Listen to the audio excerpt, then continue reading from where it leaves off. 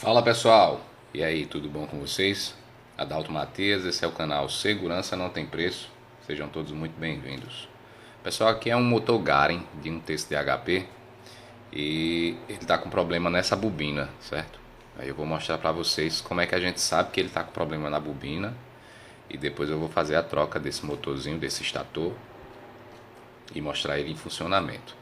Aqui eu peguei um chicote, ó, como vocês podem ver. Como é o motor Garmin, o comum dele é o azul. Aí no chicote a gente liga aqui o azul, vai ficar essa perninha aqui solta, certo? E tem o preto e o branco.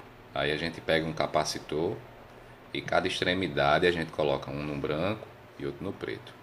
Eu vou estar energizando, certo? Vou ligar na tomada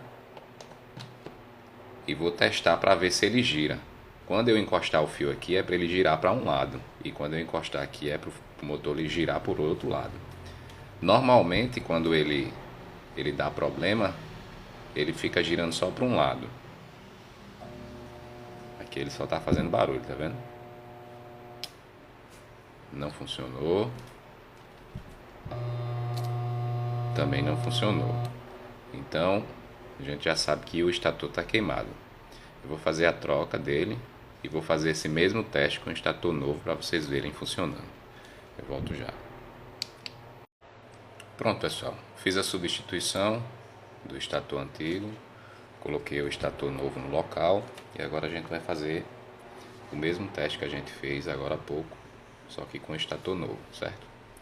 O fio do chicote ligado no azul também, aqui um capacitor no preto, outro capacitor no branco e eu vou ligar na energia agora, certo? Para um lado, para o outro. Beleza? Deixa eu só desligar aqui.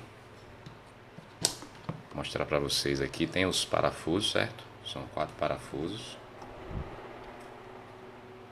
É necessário um bits dessa espessura para poder retirar. Tira essa tampa. Depois de tirar a tampa, levanta o estator e aí você compra um estator de igual tamanho. No caso aqui é 1/3, são 30 milímetros, tá vendo? Essa parte de ferro aqui é que você mede. Comprou um igual a esse, é só colocar no lugar que vai dar certo. Beleza, pessoal? Espero que eu tenha ajudado. Se gostou do vídeo, curte, compartilha, se inscreve no nosso canal. Forte abraço. Até a próxima.